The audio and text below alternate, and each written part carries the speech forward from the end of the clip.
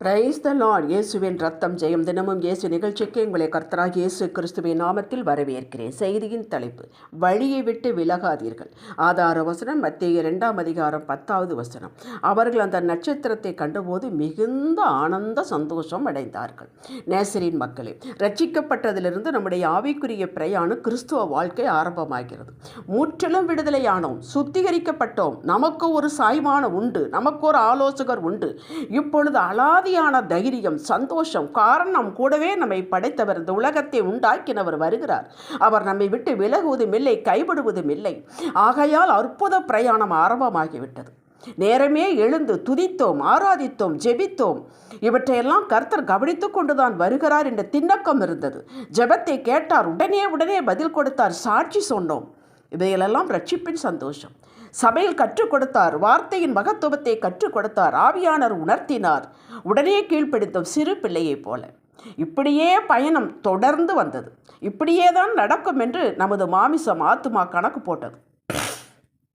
இனி இப்படித்தான் இருக்கும் என்று நாமவே யூகித்து நடக்க ஆரம்பித்தோம். ஆவியானவர் உணர்த்தினார், நமக்கு புரியவில்லை. காரணம், ஆத்துமா ஆவியை விட்டு தன்னிச்சையாக செயல்பட ஆரம்பித்து விட்டது. இப்படி பயணம் திசை மாறி போகிறது என்பதையே புரியாமல் இருந்துவிட்டோம்.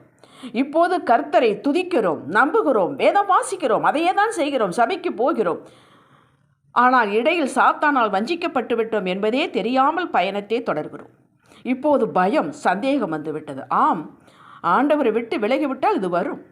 நாம் கணக்கு போட்டபடி காரியம் நடக்கவில்லை, நமது யூகம் தவறிவிட்டது. ஏன் பயம்? இனி நாமே தான் ஏதாவது செய்ய வேண்டும். கர்த்தர் சொல்படி நடவாமல் போனதால் அவர் அமைதியாகிவிட்டார், காணாமல் போய்விட்டார். ஜெபித்தால் ட்ரை ஆகி விடுகிறது என்று இதையும் நாம தான் சிந்தித்து கொண்டு வருகிறோம். இதுவும் தவறு. இப்படிப்பட்ட ஒரு நிலைதான் இயேசு யூதருக்கு ராஜாவாக பிறந்திருக்கிறார் என்பதை காண சாஸ்திரிகள் கிழக்கே இருந்து புறப்பட்டு வந்தார்கள். அவருடைய பிரயாணம் அவருடைய யூகத்தின் அடிப்படையில் ஆரம்பமாகவில்லை. நட்சத்திரம் வழி நடத்தியது. நட்சத்திரத்தை பின்தொடர்ந்து சரியான பாதையில் பிரயாணப்பட்டு வந்து விட்டார்கள் எருசலேமுக்கே. திடீரென்று அவர்களுக்கு ஒரு யோசனை, ராஜாவாக பிறந்திருக்கிறார் என்றால் அரண்மனையில் தானே பிறந்திருக்க வேண்டும் என்று முடிவு எடுத்து ஏரோதின் அரண்மனைக்குள் புகுந்து விட்டனர். நட்சத்திரம் அவர்களை தொடர்ந்து செல்லவில்லை. இவர்கள் எந்த இடத்தில் நட்சத்திரத்தை விட்டு திரும்பினார்களோ அதே இடத்தில் நட்சத்திரம் நின்றுவிட்டது. பின் விவரம் அறிந்து ஐயோ தவறு செய்து விட்டோம் என்று உணர்ந்து திரும்புகிற வழியில் நட்சத்திரம் பிள்ளை இருக்கும் ஸ்தலம் வரையில் வழி நடத்தினது. அதாவது முற்று முடிய வழி நடத்தினது. அவர்களுக்கு ஒரே ஆனந்தம். இடையிலே நட்சத்திரம் இவர்களை விட்டு மறைந்து போகவில்லை, அங்கேதான் இருந்தது. இவர்கள் தான் போனார்கள் நட்சத்திரத்தை விட்டு. இதன் பின்விளைவு எவ்வளவு கொடூரம், நஷ்டம் என்பது உங்களுக்கும் எனக்கும் தெரியும்.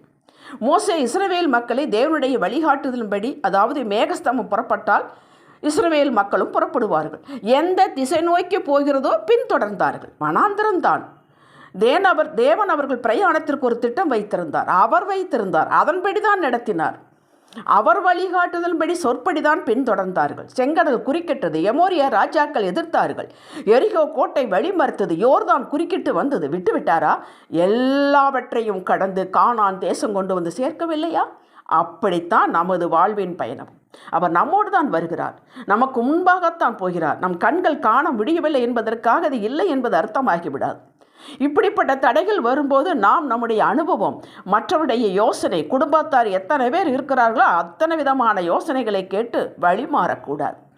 இந்த திருமணத்தை, இந்த பிசினஸை, இந்த தனிமையான வாழ்வை, இந்த படிப்பை, இந்த வேலையை ஆரம்பித்தவர், அனுமதித்தவர் கரை சேர்ப்பார் என்று அவரையே தினம் நோக்கி தினம் என்ன சொல்கிறாரோ அதன்படி கீழ்ப்படிந்து அவரோடு இணைந்து நடக்க வேண்டும். தடைகள் வரத்தான் செய்யும், அது அவர் பார்த்து கொள்வார். தடைகள் ஏதும் இல்லாத போது, வாழ்விகள் வெற்றிகள் காணும் போது, புது காரியங்கள் நடக்கும் போது, செழிப்பு உயர்வு வரும்போது அல்லேலூயா என்று ஆர்ப்பரித்துவிட்டு பின் இவைகள் ஏதும் நடவாத போது, மாறாக தடைகள் வரும்போது சோர்ந்து தளர்ந்து கர்த்தர் காணாமல் போய்விட்டார், நாம் தான் இனி ஏதாவது செய்ய வேண்டும் என்று உங்களது சொந்த யோசனை இறங்கிவிடக்கூடாது. அல்லது எல்லாமே சூப்பராக இருக்கும்போது இது என்னுடைய பலன், யோசனையாக்கும், நானாக்கும் என்று முடிவு எடுத்து நீ காரியங்கள் இப்படித்தான் நடக்கும், எனக்கு தெரியும், இதோ அந்த வீட்டுக்கு நடந்தது, இந்த வீட்டுக்கு நடந்தது என்று உலகத்தை பார்த்து முடிவெடுக்கக்கூடாது. இரண்டும் தவறு. சரி, செய்தது தவறு என்று அறிந்தது உடனே கர்த்தரிடம் சரணடைந்து உதவி கேளுங்கள். அவர் கிருபை உங்களை விட்டு விலகுவதே இல்லை. உடனே உங்களை மீட்டுக்கொண்டு மறுபடியும் நடத்துவார். இதற்கு அவரை தேடுவதில் கருத்தாயும் காத்திருக்கவும் வேண்டும். முற்று முடிய நிலை நிற்பவனே ரட்சிக்கப்படுவான், அதாவது வெற்றி அடைவான். போய் சேர வேண்டிய அடைய வேண்டிய இலக்கை அடைத்து தீருவார். அவர் உங்களோடு வருவார். ஜெபிக்கலாம். அப்பா பிதாவே, நாங்கள் வலப்புறமோ இடப்புறமோ சாயும்போது வழி இதுவே, இதிலே நடவுங்கள் என்று நீ சொல்லும் சத்தம் கேட்டு நடக்க ஞானம் தாருமையா. இயேசுவின் நாமத்தில் பிதாவே, ஆமென். ஹல்லேலூயா.